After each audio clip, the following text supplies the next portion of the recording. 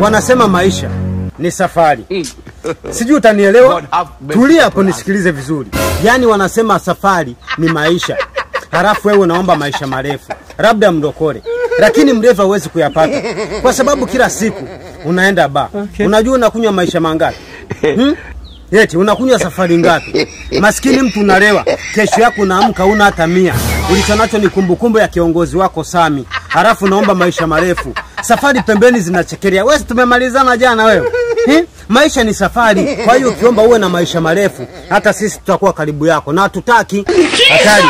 Basi tajiri anaombewa maisha marefu na machawa. Yaani visafari kibao. Halafu maskini sasa wana maisha machache, yaani safari 2. Halafu unaenda bao unaagiza kreti. Mpaka maisha yanashangaa. Wewe safari zako ni 2. Halafu unaagiza kreti. Umeamua ugusa hadi maisha ya watoto.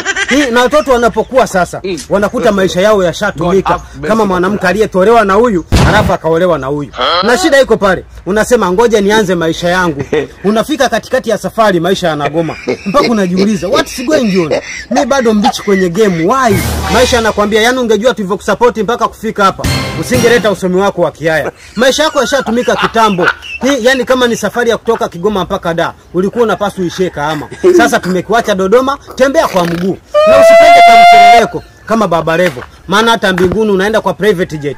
Lakini ukiwa na dhambi unaishia hatari, unakasirika. Inawezekanaje maisha yangu yatumike? Unatumia shortcut, faida unaweka pembeni, unamfuata chifu. Hapo sasa kwenye chifu unaamua wewe, Godlove au Bernard. Je, nani mkweli? Ukiangalia huku kiingilio 100,000. Huku kiingilio ni kunywa damu. Sijui ya Yesu Kristo unamfuata Bernard. Maana haiwezekani mtoa gari akwambie utoe gari ndio upate gari. Kama ningekuwa na gari singekuja kutafuta gari.